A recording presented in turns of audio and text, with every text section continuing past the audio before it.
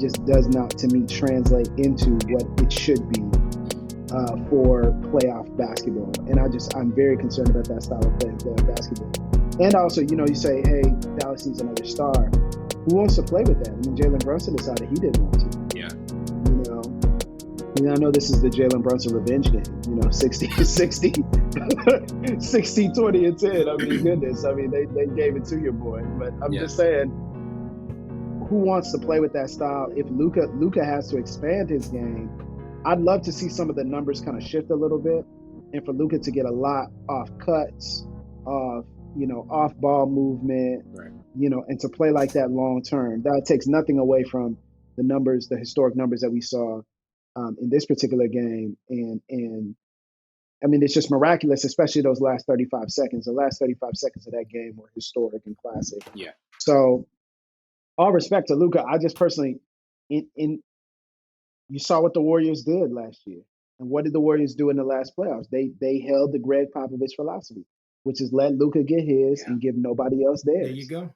That's what teams are going to do. I mean, they're just going to say, hey, get yours. There you go. And we refuse, no matter what, to double team. So we'll put our best, wing defender on you.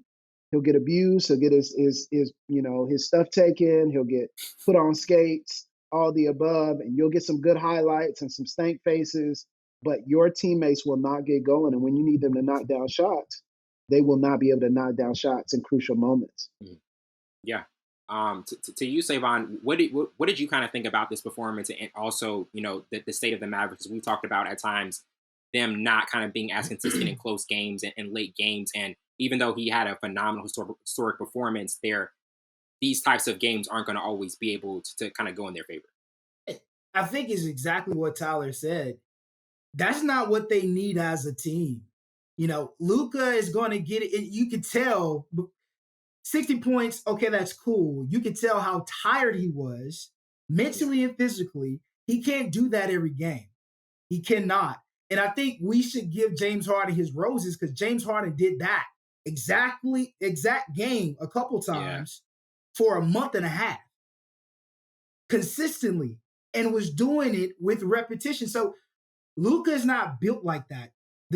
The Dallas Mavericks, it wasn't created and built like that. They were created to be a three-point team who's shooting below 40%.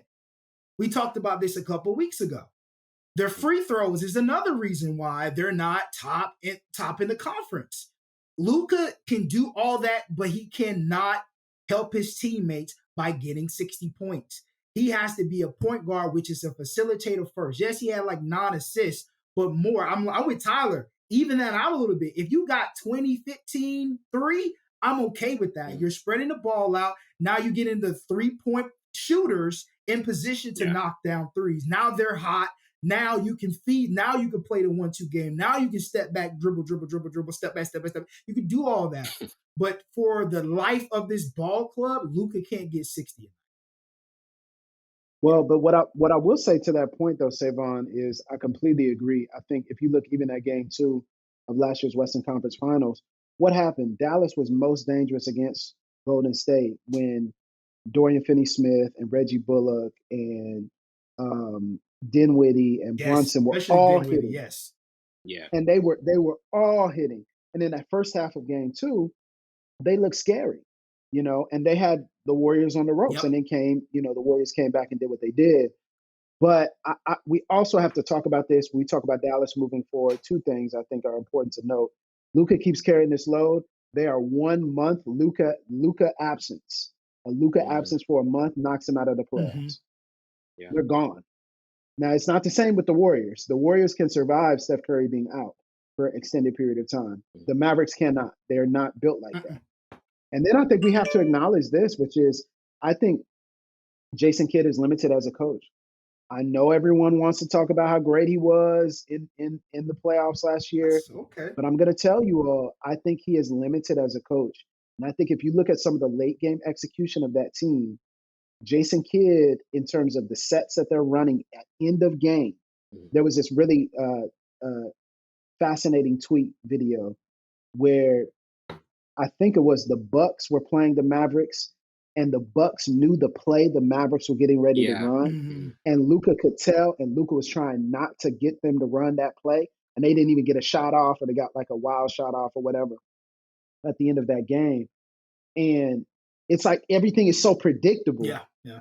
You know, this is basic. Like, we got to expand. And if you got a talent like Luka, who is a prodigious talent, one of the most talented players in the world, you want to see him really have an opportunity and a shot. There's things he can change, but I think Jason Kidd also has got to develop and grow as a coach.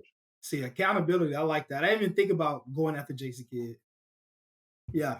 And it's not even, and it's like he's obviously did great things in motivating this team, but when it gets down to it, the thing that's made Steve Kerr is, yes, he has supreme ability to manage personalities. Yes, he is the quintessential prototype role player, so he can motivate role players. He knows what gets them going. But if you look at it, I'm talking about if you look at it, man, I'm saying when you think about sorry, something just came up on my computer. I was like, what happened? But when you think about the in-game execution, the out of timeout execution, Steve Kerr's one of the best in the world. Oh yeah, for sure. Absolutely. Yeah. You got to elevate. You can't just manage the personalities. You can't just rah-rah them to death. You need execution.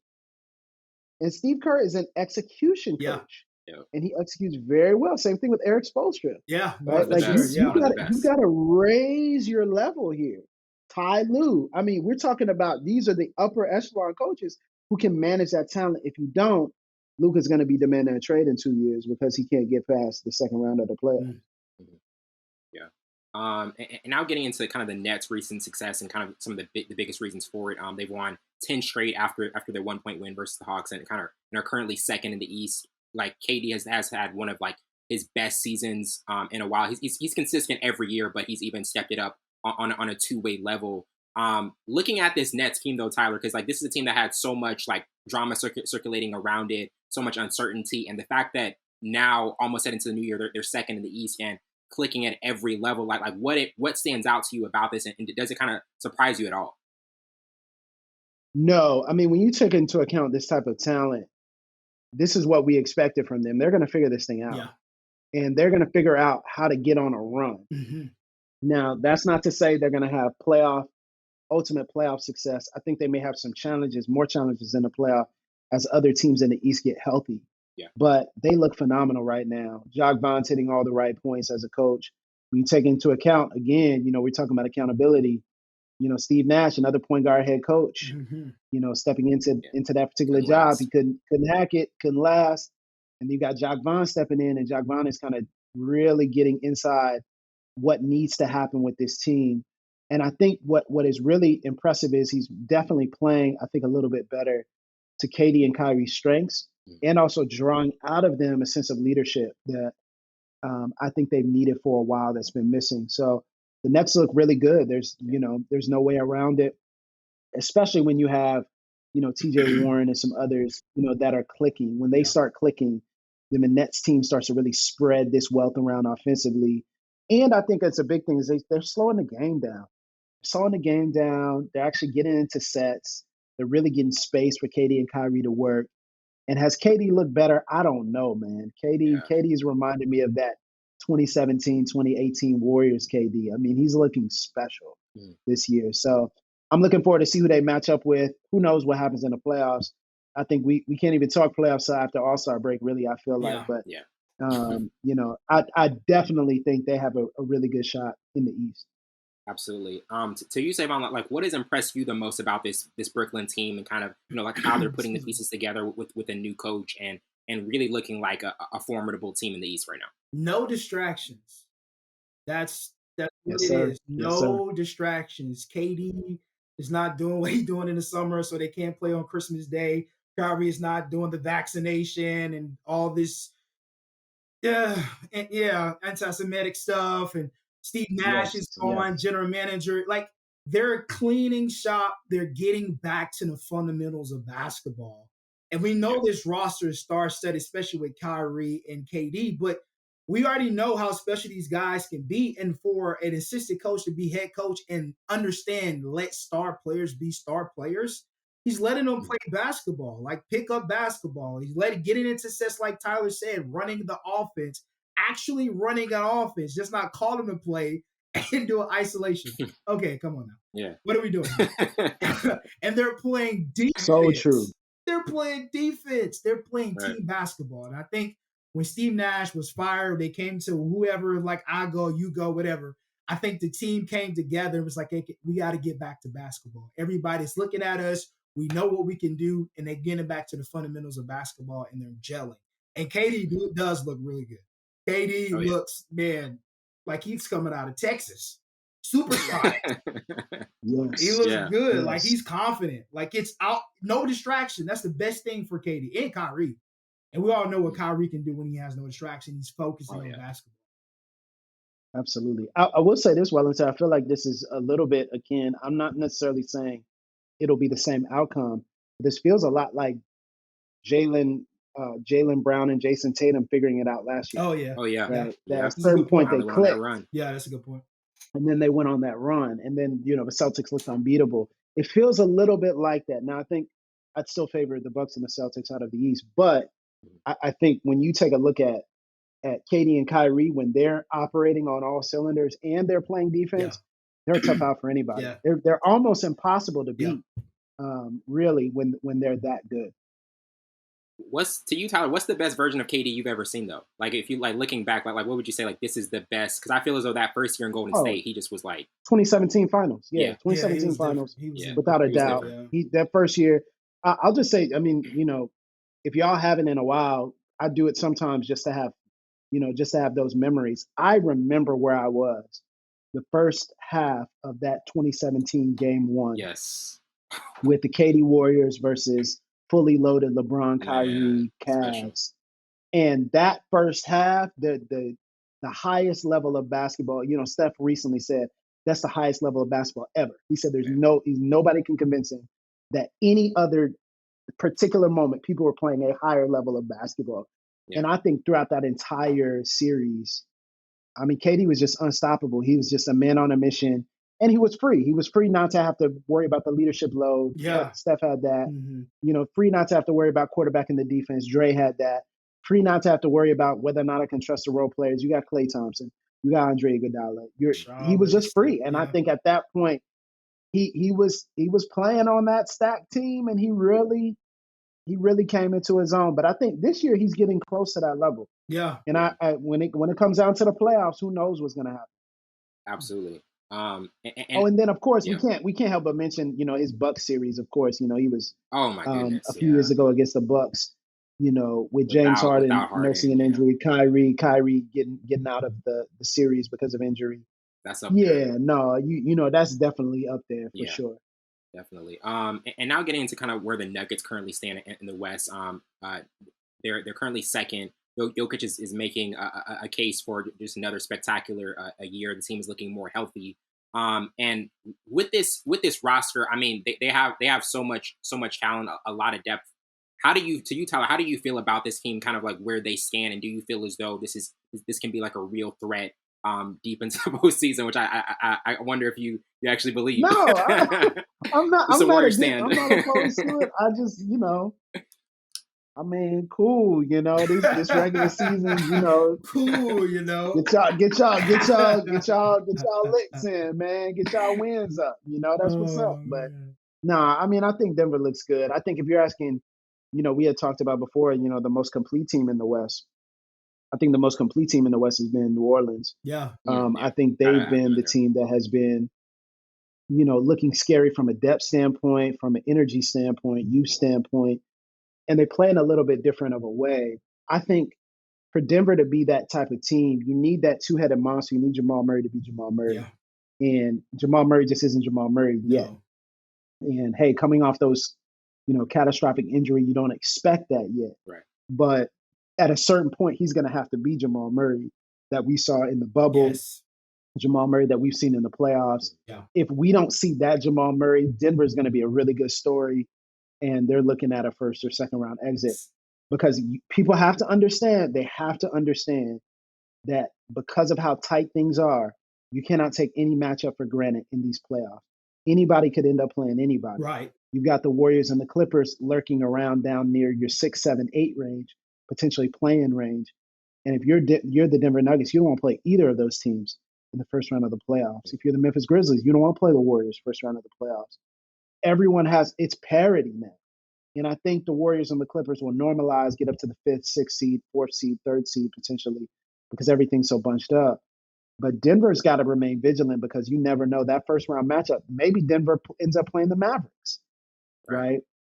And we get a Denver Dallas, a Luka, Jokic matchup, which would be incredibly fun, but also would be a nightmare for Denver. That would be a nightmare scenario for Denver. So if you think about that, I don't know what we are expecting from Denver as far as a comp and as far as, ultimate predictions, but none of it really matters unless Jamal Murray gets back to form. Yeah, exactly. I was just going to say that. It doesn't matter who they play. Jamal Murray won't be Jamal Murray anymore. If he hasn't in the last, the bubble was 2020, he's had 2 years and re-injuring it. And I hate to say it, it's looking like a Brandon Roy, which I thought he was going to be a Hall of Famer. It's looking like a Tracy McGrady, Penny Hardaway. Bro, when you said they're going to be another story, that's exactly what they're going to be. And Jokic cannot carry this team. We talked about this last year. He'll get you a series for sure. He'll get you a series. Oh, yeah. But going to the NBA Finals, he needs that two-headed monster, which was Jamal Murray, and he hasn't been the same since the bubble. So I don't think he will ever get back to that moment where he was level. Yeah, he won't get back to that. I don't think that's just my opinion. He's had ample amount of. We see what Klay Thompson has done in his return. It's not the biggest, but he's getting back acclimated faster than Jamal Murray had, for sure. Yeah, it's tough, man. You coming back from a catastrophic injury like that. Like, I mean, these are injuries that shake everything. When you lose it, and really, I'm finding out it's less about the injury itself and more about time away from the game. You talk about time away from and knocking that rust off has just been so difficult for a lot of different players. So for Klay to come back and play as well as he did last year, and for him to be a substantive, rock solid piece of a title run. You think about that's a miracle. That's a miracle when you think about it. Like him coming back and dunking in the first game back. That's a miracle. Those types of things where you look at it and say, man, this is different. So I think we take for granted how long it takes for players to get acclimated. Now we'll say, you got your Bruce Brown, you got Highland, Aaron Gordon's playing a lot better. MPJ. I mean, you've got a deep team here. You've got a team that can play very well. I just think if we're talking about most complete team and a team that I think can really make some noise in the playoffs, I think the New Orleans Pelicans definitely have a tremendous opportunity to do that. Looking like the version we were expecting to see coming out of Duke. So absolutely, without a doubt, without a doubt. And now getting into our favorite a sports moment of the year. This is something we do to kind of recap everything that kind of that were the highlights in the sports in the sports totality, but. A game that I keep going back to, Chiefs-Bills, that was the way that ended, 13 seconds left. Special? Yeah, that was 13 seconds left. I mean, it really seemed like it was going to be Buffalo's moment, and then what Mahomes does, and then Kelsey closing out the game in overtime. I thought that was just a really spectacular moment. To you, Tyler, do you have like a particular sports moment of the year that you kind of go back to a lot? Yeah, I have 3 that I keep replaying in my head. I think there's others that could definitely be mentioned, but definitely that Bills-Chiefs game and just how incredible that was and back and forth. 2 young heavyweight, it felt like a middleweight title fight. It just felt like, just back and forth, back and forth. The second one, of course, as a Warriors fan, I'm going to say Game 4 of the NBA Finals. Immediately,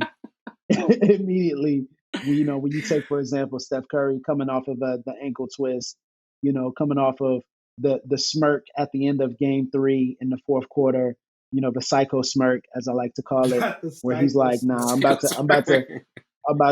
to turn it up on y'all," and also the prevailing sentiment, which was, oh, the Warriors in those first, really Game 1 at the end of Game 1, and then Game 3 looked old, right? And then you're not getting the same Draymond. And for him to turn it around in Game 4 and start with screaming at the crowd, cussing them out, I love that energy as a pastor. I absolutely love that. Let's see more of that. Yes. That's what I want to see. Let's see more of that. Yeah, let's see more of that. Nah, man, but he needs that to get himself going. But I think also what I'd say is just the way in which he kept them in the game. That third quarter, was just phenomenal. The third quarter of they're double teaming him, trying to trap him. But the Celtics running drop coverage like maniacs, just still not realizing that that's not going to work against Steph Curry. That was just a special moment. So as a Curry fan, Warriors fan, and as an NBA fan, sports fan, Savon, you got to respect it. Now, what I will say is the final one just happened recently, and that's the World Cup final. Man, what a game! Argentina and France. You talk about the super team in France against the superstar player in Argentina. Argentina gets out to a quick 2-0 lead. France is panicking. They sub out two of their best players before halftime. Never happens. And then everything is domination until Kylian Mbappe scores 2 goals in 2 minutes. Just miraculous stuff, right? You get extra time. You get a classic save by Argentina's goalkeeper. 2 more goals scored, penalties. It was so much intrigue in that game. So I have to give that some love as well. I think those are the 3 that stand out to me so far. Man, we got to next year, Savon, we got to do 3 sports moments of the year. I wasn't prepared. No, but what I will say is another one that really was crazy is Alabama, Tennessee, man. That was a good one. That was incredible. That was just a tremendous game, and you just all that intrigue, everything. It was very special. So yeah, I think those are the moments. And then I think this Luka moment at the end of that game, that scoring off that tip, that's just really special, man. That's just down 9 with 35 seconds left. That's the scenario right is there, crazy. man. The scenario, down 9 with that much time, with that little time left is very tough. That was no good moment. That was another Tuesday. And we got to give some love to my man.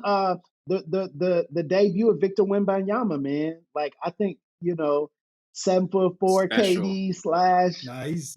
His debut, watching him do them step back threes and he's different, man. And dunking, and I was like, whoa, it felt historic watching that. Yeah, for you, Savon, what would kind of be your like sports moment of the year that kind of stood out to you? I have one. Florida, Utah. That was come on, go Gators. Of the Go year, Gators. And then we got disappointed for the rest of the season. That's the only highlight we had, brother. But no, I was gonna say, the Bills Chiefs was a good one. World Cup was definitely a good one. I was gonna mention that one, but then I had to change to Florida and Utah. But I think that game with Florida Utah, the swamp was different. Just to see the potential of AR, which I still think he should have stayed another year because he's not ready for the NFL. I don't know who's in his ear. You already got $1 million in NIL. What are we doing here? You're not ready for the NFL. You do not check all the boxes, but that's neither here and there. He's gone. But that moment there, I remember where I was because I lost my voice that weekend because I was screaming. I was screaming to the top. But that's my favorite. Oh yeah, that was such a special moment. Especially it being Amari Burney to get that pick. Yes. In the end zone at the a player like Amari Burney, if you're not familiar with the Gators, like somebody like him to get that pick at the end is special. Yeah. Utah coming in saying the swamp and humidity is not going to make a difference. Diabate, there was so much subtext in that game too. Diabate, who was a star linebacker, was perceived to be a star linebacker at Florida, transferring to Utah. And then now playing back in the swamp under a different jersey. Yeah. And AR was, and I'll tell you, that has a signature moment. That AR pump fake spin on the 2-point conversion. That was crazy. Still one of the illest plays of athletic feet in all of sports this year. Mm-hmm. Definitely. And now getting into our album reviews with our first album review with Ab-Soul's Herbert. In this new project, which was kind of extremely vulnerable and revealing. It contained, a lot of exquisite punchlines, great wordplay and dynamic flows. And to looking back at this album, this is one where Ab-Soul was talking about it in a recent interview that he was gonna commit suicide last year. Has gone through a lot of personal things. But to you, Tyler, like what stood out to you in this album and what he was trying to convey through this project? Well, I think, the album grabs you on the first track. Mm-hmm. And I think it was a very special, sonically, you're getting that I think a much more focused Absol. Mm-hmm. You're getting an Absol that really approaches album as though this could be my last album. Yeah. You know, this is my last opportunity. The punchlines were very cutting. Like I think he has a very lyrically, you already know you're going to get some lyricism from him. Mm-hmm. Yeah. But I think this time it was much more cutting. It felt like it had a little bit of obviously, you know, you're talking about a West Coast rapper, but it's like that boom bap, like no frills, Yeah. you know, very Nas like, you know, like let's get down to business. Let's let these lyrics talk. You get that, you know, left coast defiance, West Coast defiance, that TDE defiance, which you love. It was special. And then obviously, you know, with Big Sean, it's one of the verses of the year. You know, his contribution to the album. So I really enjoyed this one. This was one that I played from the day it came out. One of my friends sent this over to me. I was like, yeah, immediately this is the right one. Yeah. So it's good to see Absol, and then, you know, connecting to his healing journey, which I think more rappers obviously are talking about. You know, navigating those dark nights and those difficult moments. It's a special album. Absolutely. To you, Savon, what stood out to you in this project? The things that he was kind of revealing, and just like Tyler said, the lyricism is up there, the punchlines are up there, and he really, you know, focused on a more concise body of work. I like the features, the specific features. Big Sean, Joey Badae, Janae. He even got Sakari on there. I think he brings a different element to music. Sir, which is one of my favorite. I think it'd be like that. I thought that was Sir's amazing. Yeah, Sir is underrated, man. The man can. He got Sir's amazing. But I thought like this was a more, like Tyler said, it was a more focused album. It's like he went back to ground zero and he fell in love with rapping again, fell in love with telling his story again. Yeah. And I know he went That's on Joe Button's podcast. He's like, man, I'm trying to get the money. He was like, forget all this conscious rap, but I'm trying to get the money. So it seems like he's having fun again. He's living again. He's just not existing. So I think that's the beauty about music. You get to tell your story without restraints, without, you know, judgment. You just get to lay it all out on the track. And I thought he definitely did that. And Big Sean verse, I think Big Sean is one of the best featured rappers. Yeah, that's what I was about to ever, say. His bro. Absolutely, without a doubt. And people sleep on Big Sean too. Big Sean has bars. Sometimes his albums aren't that good, but he's definitely a good feature artist for sure. Definitely good. But I thought this was I think that's such a good point. Savon, that's such a good point. We talk about, you know, how he gets down to ground zero, fell in love with rapping again. He seems happy. He seems to be having joy in the art. That's such a good point because that's obvious when you look at his expression now. You know, in these interviews, it feels a little bit different than it did before. You know, you see some light in him. Yes. You know, it's not just all darkness. You see some light in him. Yeah, that's a great point. Absolutely. Now, in terms of like where TDE stands, like to you, Savon, like obviously what SZA put out, then Kendrick going away from the label. Like what are your thoughts on how just the label stands today, stands pat, and what they did, because they ended the year really strong with with the SZA album and Absol back to back. Man, they're in good hands, bro. Like Reasons, I still think Reasons is next up. I'm huge on Reason. He checks boxes, lyricism, bars, the voice, the cadence. Like Reasons is next up, and I think TDE is in good hands. Especially we got SZA, you got Absol, you still got Isaiah. I think Isaiah's still on the label. Zakari's on the label. I think TDE is in good hands. Kendrick obviously was the front runner, but I think they're more than capable of still. Obviously, SZA dropping and Absol dropping, and just man, they're in good hands. But I do think how they market Reasons next year is going to be pivotal to his career because he got it. He's New there. Beginnings. Yes, bro. Still on rotation. Like dude's got it. Like you know, I'm big on Reasons. Definitely. I need a little bit more from J-Rock, man. Like I'd love to hear a little bit more J-Rock. Yeah, he's been so quiet. You know, I really appreciate his artistry, his style. I know there's been some static contractually, you know, here and there. Like you've heard some rumors. You heard some rumors with SZA, even, you know, putting the album out, things like that, getting it out. But I think TDE's in good hands, man. I'd love to see, obviously, PG Lang. I'm looking forward to seeing what PG Lang does, and you know, Kendrick making his next move. But and McKean. You know, Reason is special. Mhm. Reason is special, and I think you see that in the freestyles. He's got that spark. With Ab, with Isaiah, with J Rock, you know, potentially still being on the label. SZA, yeah, I mean, I think they're in good hands, and they have the opportunity to really.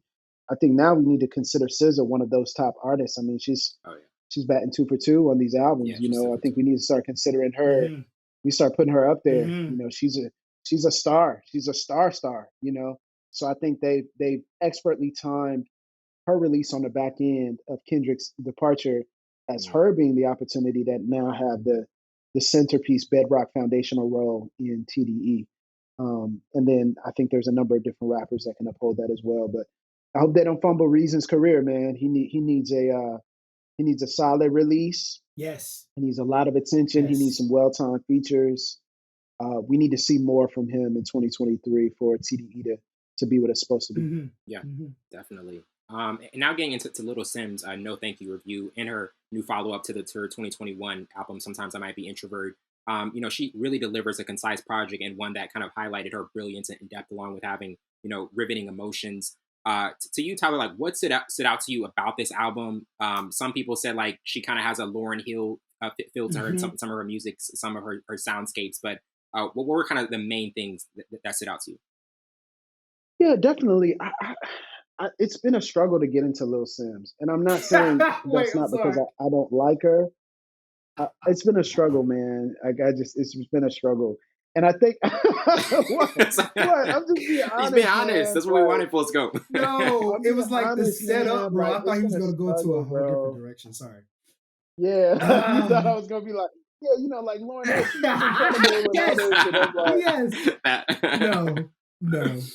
I struggle, man, and again, it's not because I don't think she's a tremendous artist, and has a lot of promise, but it's something that does not grab me about her music, you know. And I think I felt a little bit more from her Introvert album than this one. I felt like that album kind of had a little bit more spark personally, and this one it felt like there is a concision that's happening, but it felt a little formulaic for me. At certain points within this album. So again, I like Little Simz. So I mean, you know, I'm not saying she's a poor artist, but or anything like that. I just personally, she hasn't become one of my favorites. So hard for me to give a review because I'm like, I don't want it to sound negative. I'm just saying, you know, I know her. Savon gives the negative reviews every week. Savon would. All the time. I'm glad you did it. I know. I'm just like, man, bro. It's just I just like I was just expecting maybe a little bit more progression from her. Yeah. And you know, I was hoping that I would get into this album more even than the previous one. But even that one, I like the Introvert album better than this one, but that one wasn't really in rotation for me. So it's hard for me to judge albums that don't make it into the rotation. So yeah. Savon, what were kind of your initial thoughts on this and some of the things that you kind of took away from it? I think the only song I liked on this was Glorilla. I think her flow was unchecked. The melody she created, I thought was really dope. But also, I do think it was formulated. I think it was just like there was no progression. She felt comfortable. It sounded like she was stayed in the same pocket. Yeah, she was in the same pocket, and it was just like okay. It's just similar to Larry June. Larry June's, I can listen to certain songs, and then I'm like, okay, I'm tired of the monotone, clear eyes. Or even how we talk about yes. Exactly. Yeah. So it's similar to that. Like she is no differentiating between how to switch to different stuff. It was just like like she sound like Diggable Planets, but a little upgrade from Diggable Planets, like cool like that. I'm cool like that. Like it sounded just like that, but just a little. But getting that for a whole album. Yeah, exactly. So and what I will say, that's a great point, Savon. And I will say, even the topic she's talking about feel, you know, we talk about the mental health, you talk about your relationship with the label, you talk about, it just feels like, some of it's like, man, this is kind of what we expect you to say. Yeah. You know, it kind of feels like, where's the surprise angle or where's something that I'm not really expecting? And maybe I need to re-listen to it with fresh ears. I just completely agree. Like over the course of an album, I found myself drifting, and I don't want to drift, you know, when I'm hearing some of the top artists, especially someone of her caliber that's, you know, people are putting a lot of stock into. I think that was great. No, thank you. Yeah. And one more thing before we move on, where is like, the specialness? Where's the, like you said, angles? Where's the, I can't think of the word. It is right here. Like, No Thank You, the name of your album. It's give us something else. There has Something to, else, yeah. yes, Something there to has to be expand on something it. else. Like, like what we get from Kendrick. Kendrick's albums, DNA, Dang, like all those albums, we get a story. We get It's morale. more to it. Like, it makes us sink into it. Yo, Like, did you just call this album Dang, bro? I didn't want to say the other thing. Dang. This boy, like, man, I'm trying to live that straight and narrow, bro. Dang for me.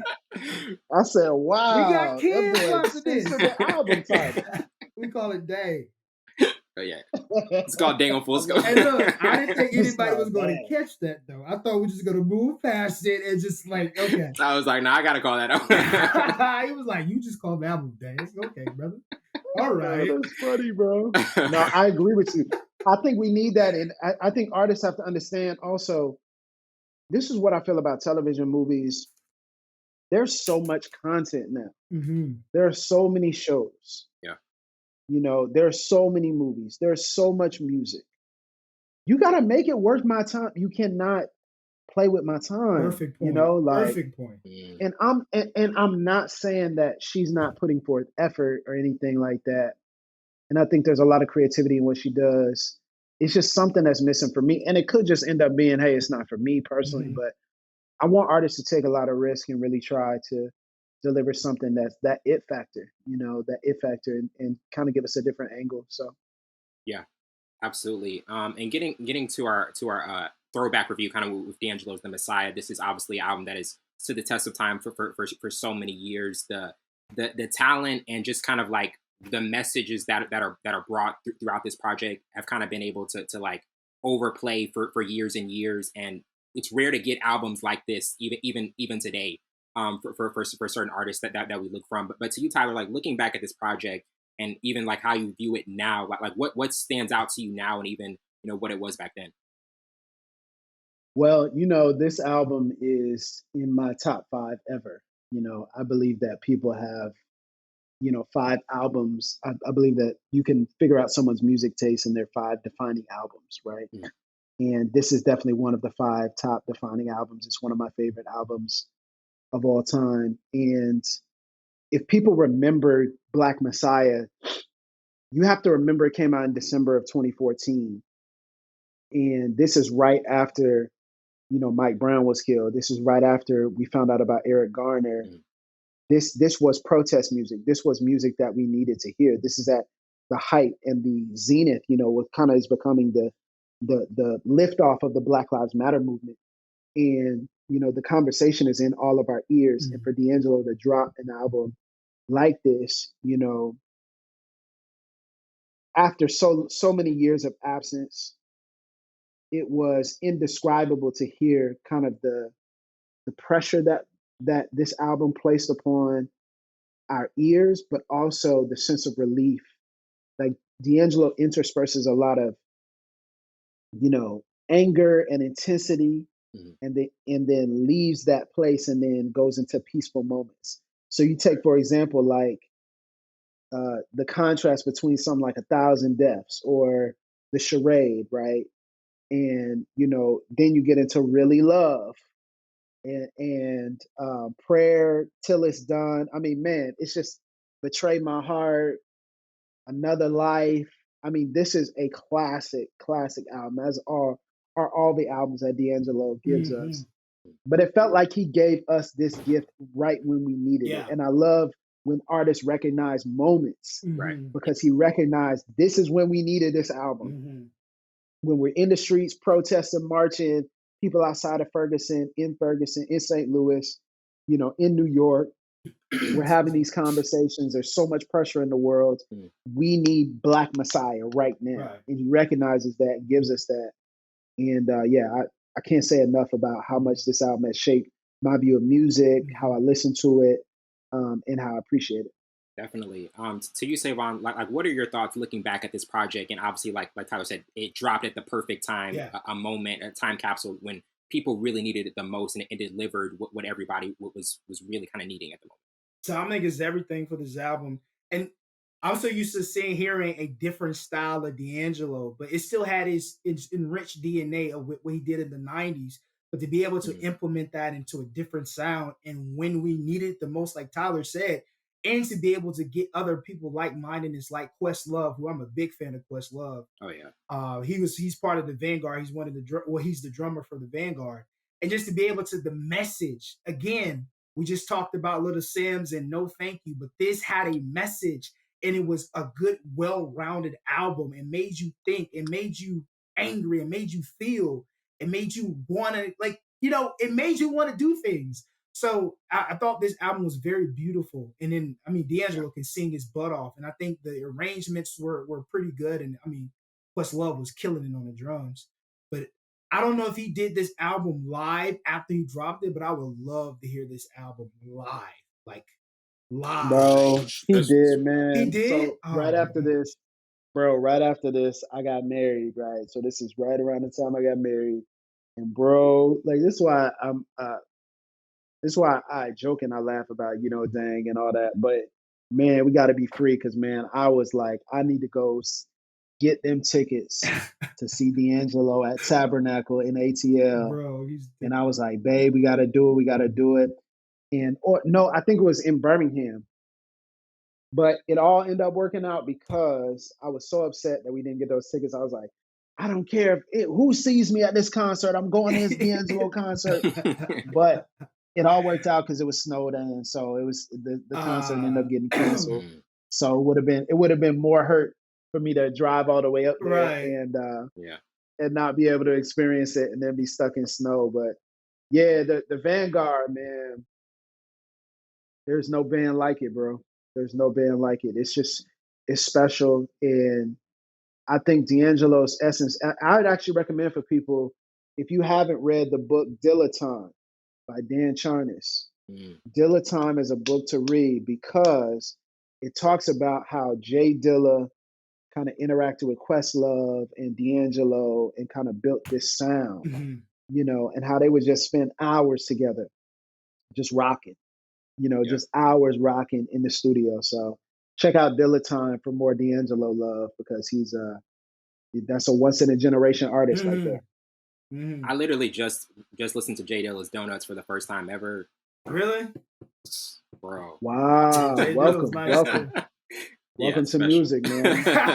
Welcome to music. You met Kanye's father right there. You met Kanye's right, no, father. for sure. And now kind of getting into our top 3 favorite albums of the year. This is obviously another a big segment of every last episode of the year. Like there have been so many albums that we've had that have kind of like, even from our main A-list artists that have kind of come back from a long time, and even underground ones earlier in the year. For me, I would have Ben Staples, Ramona Parker in my heart. That would be one of my main ones because I think he's gaining more traction. Even he dropped a project last year, and his messages, I think having that West Coast feel as well, I think is really strong. JID's The Forever Story. We've mentioned Savon, like how JID is just he can hang on any track with anybody, honestly, and it kind of separate himself. And then he's dope. Alex Isley and Jack Dyne's Marigold. Like Alex Isley, I still listen to that now. Still. Really concise project. It can run through at any point. But to you, Tyler, kind of like what are your top 3 favorite albums of the year that you kind of go back to? Or maybe more. Ooh. Maybe you got more. Yeah. Savon, give me yours because I'm trying to cut down my 5 to 3. Have to go Kendrick. Kendrick's album, man. Beautiful body of work. To be able to, we talked about this, be able to have that message in there and it be, hit every angle, every inch of his fan base. He gives you the radio hits. He gives you the consciousness. It's just check boxes. SZA's album, I still listen to it. I love her range. She finally gave us the angle of her being a full-rounded singer. Yeah. And we've all, and me, I was always curious, is she just a auto-tune singer? No. The 3-4 tracks she did, that was a different style. I was like, okay, she can sing. Okay. All right. I would like to see her sing the national anthem now. Not Fergie. I don't hope she don't do like Fergie. And then I think another album that slept on is Chris Brown's Breezy, man.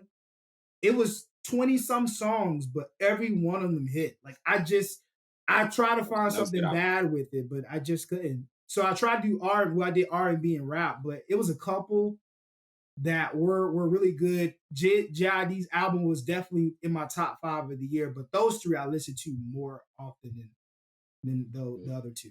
But no, those are my 3 there.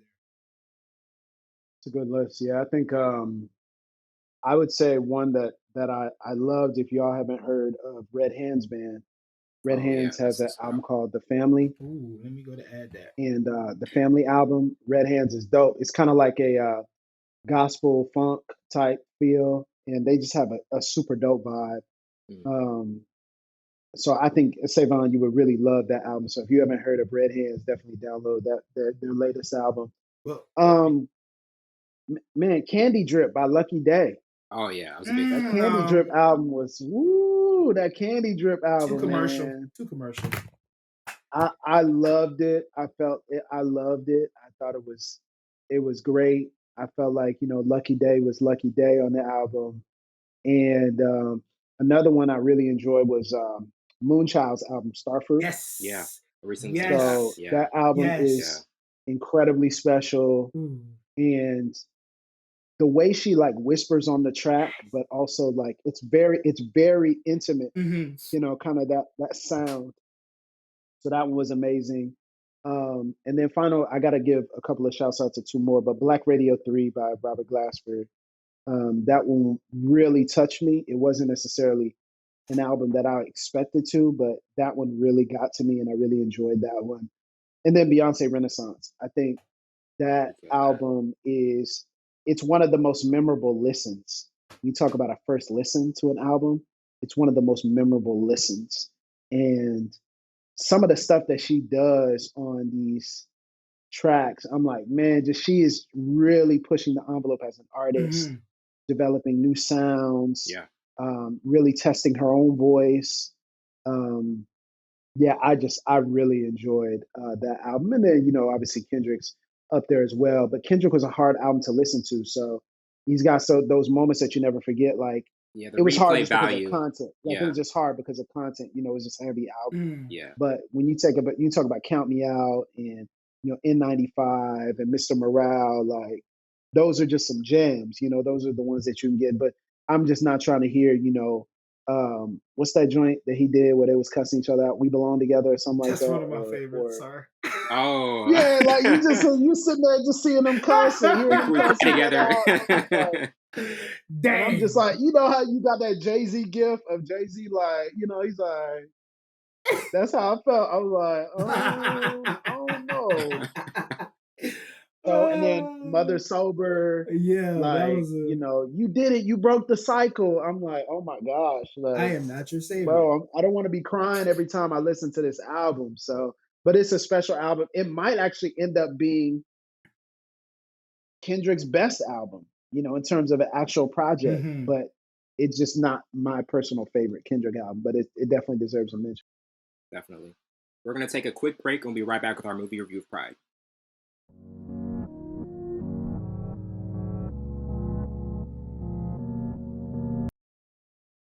Welcome back to the show, and now we're getting into our Pride review. And to start with the overview, Pride is a 2007 film based upon the true story of Philadelphia swim coach James Jim Ellis. Pride stars Terrence Howard, Bernie Mac, and Kimberly Ellis. The film was directed by Sunu Gennaro, and it brought in $7.1 million into the box office. Had a 47% rating on Rotten Tomatoes, extremely low rating. But to you, Tyler, like, what were your thoughts on how this film?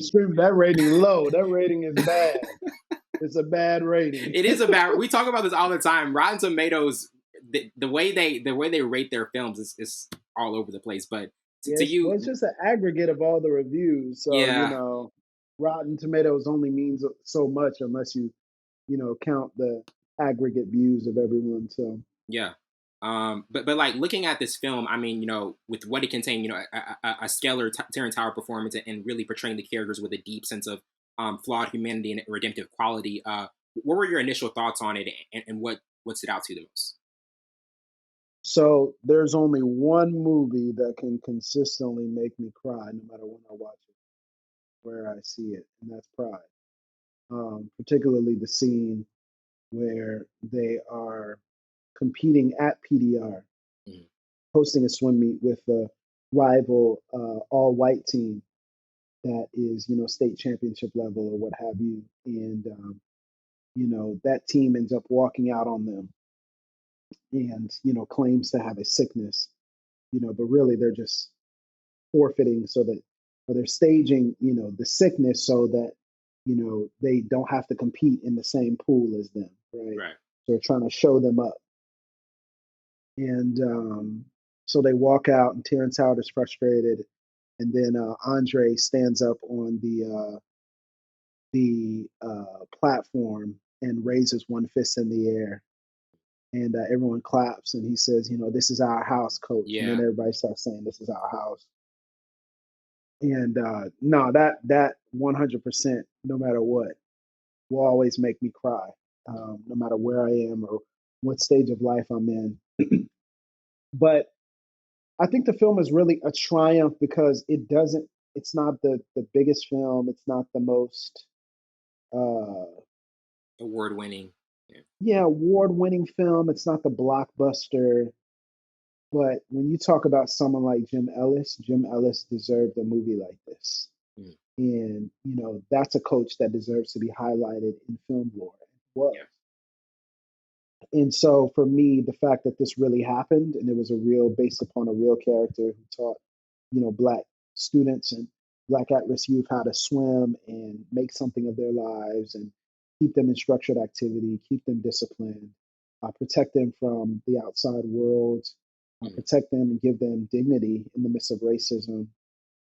It was special. Yeah. And, like you said, a stellar Terrence Howard performance. It's one of my favorite Terrence Howard performances. He has a few that I think are pretty underrated and special, but this is one of my favorite ones for sure. And Pride means a lot to me, and I used to wear that DVD out when we had it back in the day. Yeah. But Pride means a lot to me for sure. Absolutely. And getting to our first topic, from 1 to 4 stars, what would you give it? Like, is there a particular rating for the film that you would have, and kind of like some reasons for it? Pride is interesting. There's things about it that are weaknesses. Yeah. I think that the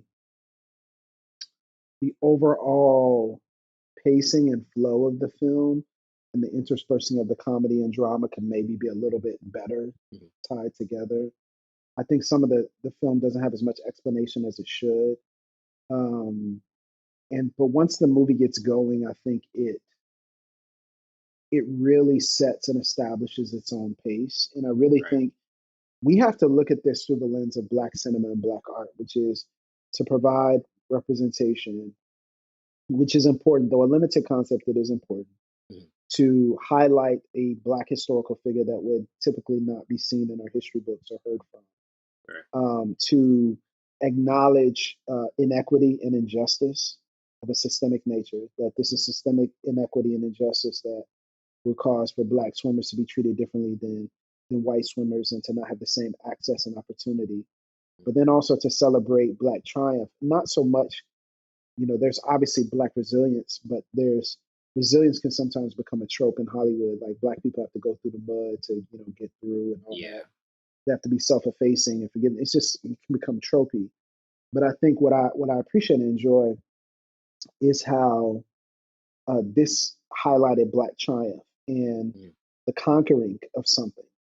And first of all, the conquering of self, excuse me, and the conquering of circumstance, and then the conquering of the outside world, because you know yourself, and because you know yourself, now you know who you are, and you can stand in who you are in the outside world. So, from a symbolism and meaning standpoint, I love it. I think as a rating, I'd probably give it a 3 out of 4 stars. Because technically there's little things that you could quibble with in the film that I think could be done better, but this is one of those hidden gems. This strikes me. There's this type of Black cinema that's kind of these hidden gems that tell real life stories of Black people, and those gems are special. Like your Pride, your Great Debaters, with Denzel Washington and talking about Melvin Tolson, just those types of films that kind of fly under the radar. Your Aquila and the Bee,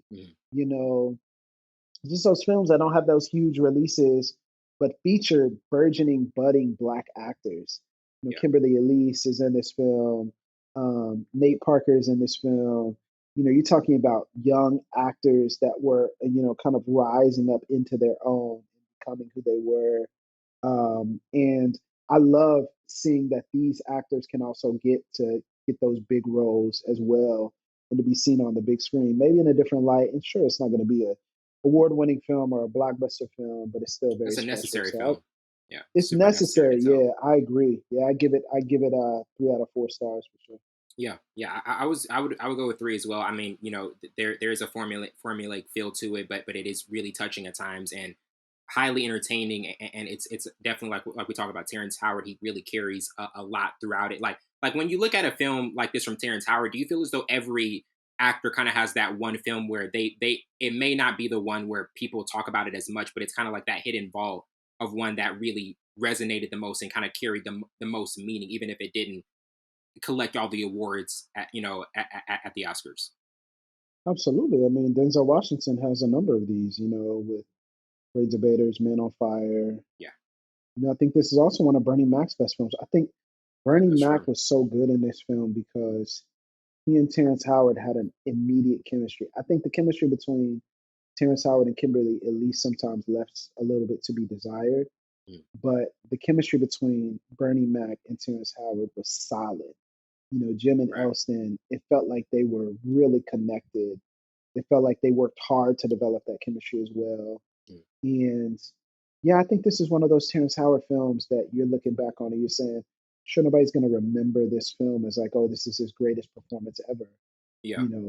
They're not going to remember like it's Hustle and Flow, or, they're not going to remember it like it's Best Man, or, whatever, but they are going to remember that this is, a special performance. And I think a lot of actors do have those moments where you look back and say, with Russell Crowe and Christian Bale, like 3:10 to Yuma, it's one of those movies where you look back and you say, nobody's necessarily going to put that at the top of Russell Crowe's highlight reel. Right. Because you have the Gladiators and the more famous films. You have Dark Knight, for Christian Bale, the Batman trilogy. But that's probably, one of their best films.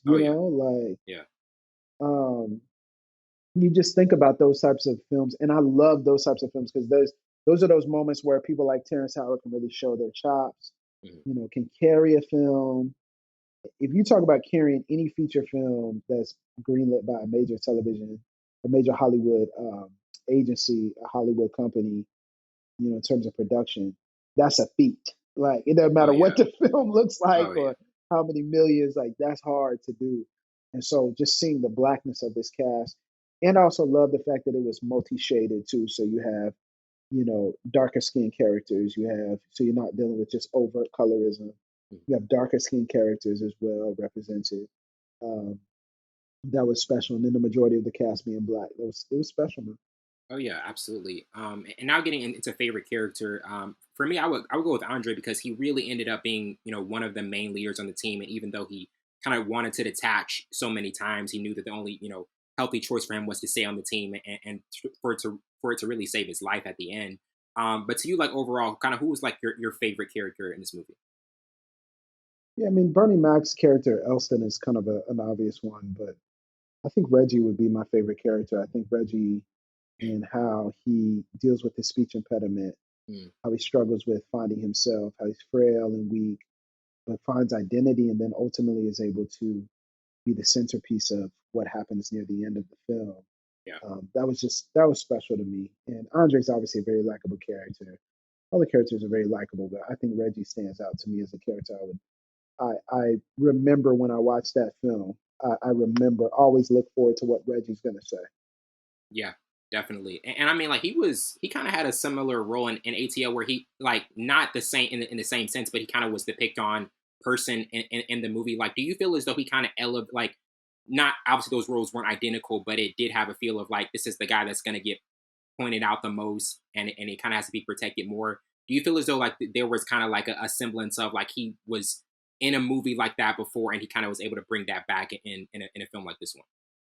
Yeah, definitely. I mean, there is that connection, and that's pretty obvious, in those types of black-led films. But you want to be careful of that because it's typecast and things like that. But I'm glad there wasn't resolution around Andre as much as there was resolution around Reggie. Right? Yeah. I think seeing the upward trajectory of those characters.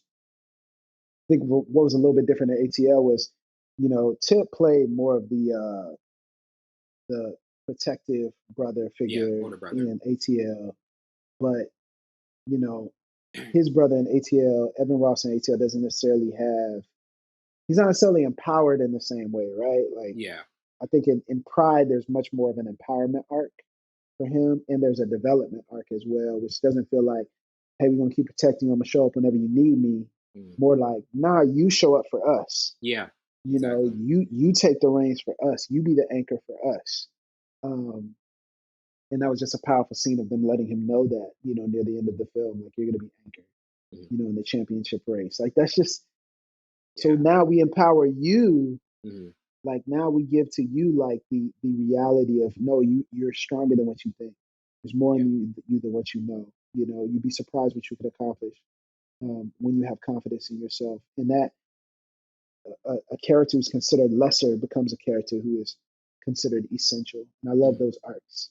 Yeah, definitely. You can see it with James and Great Debaters, like same thing, right? Characters considered to be lesser skilled, talented, but lesser becomes essential, in the end. I think that's the same story for Reggie here. Absolutely. And now getting into most memorable scenes, I had obviously This Is Our House was one of the top ones. Of course. Life's Too Short. Willie joins the team. Jim's fight against Franklin. Andre almost leaving the team. Sue finding out about Jim's past, and then finally Andre leading the team at the end to victory. What were your kind of maybe like one or two memorable scenes that you kind of found like the standouts and the most intriguing ones? Yeah, I think what I would say is one of the most memorable scenes is uh, Terrence Howard first getting in the pool, at PDR. Him cleaning and working on that, and then the holy moment of stepping back into the place of your calling. Right. And thinking about him not being able to do that and exercise that, and then him sitting in that water, sitting on the edge of that water before hopping in and swimming those laps. There was something about that scene that struck me and rung very holy. I also think that you have your bombastic scenes, but what's the first thing you ever receive in life? Your name. Yeah. Your name matters. It's beautiful. And it also, whenever I feel like someone's tapping into something in themselves and who they are, I always enjoy those scenes more than others because I think they represent something beautiful about human experience and who we are, who we're supposed to be. So, yeah, I would definitely say that that's like that's one of the scenes that really stands out, and then the name scene as well. I think also, the scene of their own, them coming and having to grow up. That the scene where they're goofing off and they're laughing and mocking and joking and when instead like, oh, this just what we do, like we just having fun, we just doing this, we just doing that, and it shows you, take seriously the sacrifices that have been made for you. Yeah, they came into that first match just not taking it seriously at all. Yeah, like take seriously what's happening. Take it seriously that you have the opportunity to compete, and you have the opportunity to do something with your life, and then how they in that next practice, they're all ready and they're all looking at him. The eyes in this film play such a powerful role. Right. If you look at the eyes of how they look at one another, how we see one another, how we look at one another, how we envision ourselves is just a difficult but special reality in the Black experience. And I think it's very special in this film to see how they look at their coach, how they look at Coach Ellis. how he looks at them. And from that, there's that scene there's that moment in the "This Is Our House" scene where he's saying "on your mark" and he keeps firing the gun, but Yeah. those tears Yeah, a drop, tear comes down. because he sees them how they're starting to see themselves how he's He seen sees them. them. Yeah, that was special. Definitely. And now getting into most memorable quotes, I had, pride is before a crash. Also, you're your own worst enemy. You got so much potential. If Hakeem stays in school, he stays in the pool. Tomorrow, you'll get an opportunity to fulfill some of those dreams. And then finally, you in the letters that stand for this place, stand for PDR. Well, what does it mean to us? Pride, determination, and resilience. But looking back at these quotes, what were kind of the ones that you felt were maybe like the most memorable and impactful overall? Yeah, I loved seeing I really loved seeing the frustration that Andre had that they were going to swim laps for him. Mm. Hey, coach, if, I'm going to walk out, I'm going to quit. Sometimes realizing the consequences of your own actions, Right. and say, well, I'm going to quit if they have to swim laps for me. I love that representation because I think sometimes we shun accountability and we look at accountability as something that is, um, and we see how sometimes it affects other people. We look at it as something different than what it should be. Mm. And it's really a lesson to us, a guided lesson to us that we should never take for granted the consequences and the far reaching realities of our actions. I also really loved, Elston's interaction with the pastor. I thought was hilarious. I thought Bernie Mac's interaction, Yeah. it's like, oh, you finally coming to church, and how he kind of played up that I thought was brilliant. But I think the quotes that you mentioned are definitely whenever he's pulling something out of them, whenever he's pulling something out of Hakeem or Andre, I feel like the movie takes its true height in those moments. Yeah, definitely. And now kind of getting into what did you like the most about the storyline? To me, like how self-worth was something that was, developed more within the players, them kind of respecting themselves more.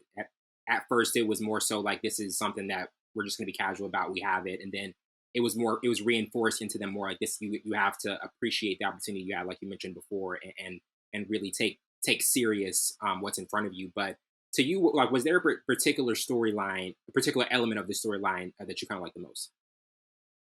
Yeah, I love that. I think, also we have to think, you know, white supremacy as a construct and as an idea seeks to, and this is white supremacy, not white people, just for those who are just unfamiliar with this conversation. The white supremacy as a construct is the way the world is set up. It's ideology which you can passively believe in and passively accept, which is that, people who have been the majority for the history of our country are somehow more worthy of dignity and recognition and value and respect and honor Yeah. than those of us who have been on the margins of society. So those who have been center themselves. So now they are the whatever it may be. Mm. And it looms large in all of these interactions. It looms large in how we think about ourselves, how we envision ourselves, how we see ourselves, also how we allow others to see us. And I think the way in which they combated that, and the way in which they fought against that, Mm. and the way in which sometimes it overwhelmed them, because that is a reality. These ideologies, unpacking and breaking these ideologies, is overwhelming. Yeah. And how they did it through simple, small, but powerful ways Right. really stood out to me. So, yeah, I think that was something that I enjoyed watching. And then I enjoyed watching a coach and a leader, you know, work through his own trauma. Right. If there's anybody that could have used therapy, it's Jim Ellis. Absolutely. Right? Yeah. We 1,000%. look at that and we say, the tragedy of what he went through and how, his frustration in the opening match led to violence, and then how that kept him away from the sport that he loved. His cry, visceral cry, I'm not doing anything wrong. I didn't do anything, Yeah. It was a and gripping they scene. wouldn't let him get in and do the thing he loved to do. Mm. Um, and then now seeing him get into that interaction with Franklin and take it out on him, Mm. you're seeing the generational pattern and line of trauma. Now, Right. healing is required for leaders because even in our attempt to protect and love and care for others, we can perpetuate the same trauma upon others that has been perpetuated upon us. Mhm. So the idea of healing and the pain of that and what was necessary for him to heal is also something that I think loomed large Yeah. in this film. And I wish, and I'm sure, I think he's passed on now, but I hope Coach Ellis really found his healing. I know he's became a legendary figure in that city and Mm. in that space, but we hope that we bear so much in our trauma that we hope that we can eventually heal beyond that and to grow into a healed place and then lead and love Yeah. and live out of a healed place as well. Absolutely. And getting to our last topic, 10 years from now, do you still think this will be watchable and intriguing? Obviously, it's way past that mark in so many ways, and I think like you said, it's not going to be one that's run to the most or it's like constantly going to be on loop, but it is one of those deep seated films that needs to be mentioned more and looked at more and appreciated more. But how do you kind of feel about the how this movie will age another decade from I don't know if it'll age into another decade the same way that it's aged into this one. And this is just for me personally because I think it's just really special. Um, and how it hit me. It's the right formula for me. It's hitting all the right notes. now? Right. But I do think that in the next 10 years, this is going to be one of those hidden gems Oh yeah. that For you're sure. going to find, that you're going to see on a Showtime or whatever, TNT, TBS, and that's going to, come up. That's one of those late night movies, That's like um, What's this? Keanu Reeves Hardball, like that's that late night movie you see, Yeah. you know what I'm saying? Or you're like, like that's like, oh, that kids movie where he's taking them little league kids and doing that, yeah, like Mhm. the kid gets shot and all that. That's one of those like barbershop. That's not. Mhm. It's not one you're saying, oh, you have to you have to watch this. But for those of us who have Right. interacted with him, hit us in. And I think it also hit me at a certain point in my development, right, Mm. where as a young man, I'm trying to reckon with growing up in white dominated society and Right. not having that acting like that doesn't exist and then realizing it very much so does. And now trying to adjust how do I view myself and how does God view me? How do I view others? Am I worthy and all that Mm. as a result of it? So yeah, man, I think it'll definitely be one that has value for people in certain stages of their lives. It is an entertaining film, so it Oh yeah, it works. still has those entertaining I feel like elements. people will still watch it, but it's Yeah. just it may not be one of those black classics that you think of. Right. But that's actually encouraging because that means that we're making inroads in doing the art that we desire to do, how we want to do it. And so as a result of that, there even some really good movies like this that are kind of under the radar will still get, Mm. will kind of be lost in the shuffle because there's so much great black art. And I Yeah. feel like in the next 10 years, there's going to be so many great black shows and movies that this one might be lost and forgotten. That's not a bad thing because those of us who know about it will speak about Absolutely. And before we get out, I mean, we mentioned in the first half certain lists, but to you this year, is there like one movie that you say like this is the unforgettable one of this year that I kind of keep going back to? Because recently I rewatched Nope, and I feel as though that was like the more and more I watch it, I'm like, this was a Jordan Peele film that I even like more than I when I first saw it. It took it. more Yeah. time to like enjoy than maybe like the first two, Yes. but I feel as though this is one. Daniel Kaluuya, like he had a measured performance. He wasn't just like it wasn't the kind of like the outward, just Yeah. in your face performance Get Out was. This was more like a measure, like he's laid back, he's kind of holding things in. But what to you kind of is the one movie of this year that you kind of keep going back to? Too easy, man. Everything, everywhere, all at once. Definitely. Yeah, that's definitely the film. Still gotta Yeah, say it that. is. It's impossible to describe it, but it basically tracks the. It's a multiverse film, so it's a kind of genre bending. It's comedy, it's martial arts, it's sci-fi, it's Mm, fantasy, it's all of the above. Michelle Yeoh is at the peak of her powers, but it's about this couple that's on the brink of divorce, and the husband finds they're running a laundromat, and they end up getting audited by the IRS, having to go into the IRS office. Anyway, long story short, they run up mm, in the midst of that, he becomes aware through some means, just kind of fanciful means, that there's a multiverse. And in that multiverse or alphaverse, his wife Evelyn is actually the hero. And in all these different realities, she's the hero. She's the person that is the key, like the Neo in the Matrix. Yeah. And but that in her current form, where he knows her, she has lessened herself. And so she's struggling to get through to her daughter, but her and her daughter's relationship actually ends up becoming the centerpiece of the film. And so it's a beautiful film. It's genre bending. It is the wackiest film experience I've ever been in a theater. And there's some stuff in there you're like, what is happening? But it is a beautiful film. I think it's a safe bet that it is the front runner for Best Picture. It's gonna collect the awards. It's gonna collect the awards. I don't know if it'll end up collecting them, because Hollywood never likes to miss out on giving a hall of awards to films that talk about filmmaking. So because you have the Fabelmans, any film about films, Hollywood loves to give it Oscars. Yeah.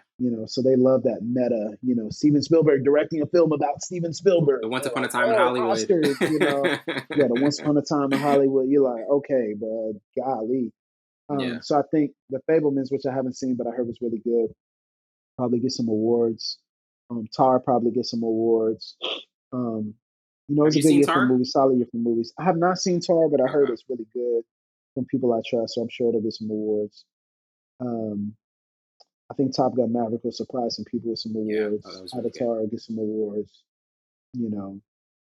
But that movie I go back to, and I think, oh, this is that movie. It's Everything Everywhere All at Once, for sure. And I've never had an experience like that in the theater. And it taught me a lot about myself. And, I talk about that on our podcast in part 2 of Cultural Artifacts. It taught me a lot. Oh, okay, this preview. Yeah. You'll definitely hear that, personal family stuff. It talks about a lot about me and my heart and some difficulties I've had and some things I want to grow in as well. So. Man, well, Tyler, it's been an absolute pleasure as always, man. A lot of different things you could have been doing, and thank you so much for doing this, man. Man, it's always an honor to be on here, man. Full Scope, love what you're doing, love the progression of the podcast, and thank you for allowing me to be on. And anytime I can be on, I love listen to the great conversation, the guests that you have, hearing their insightful commentary, and yours as well. So shout out to Full Scope, you and Savon. Appreciate doing it. A great job. Only up in 2022. Thank you. Well, that wraps it up for tonight. I'm your host, Winter Burns. This has been Full Scope. See you later.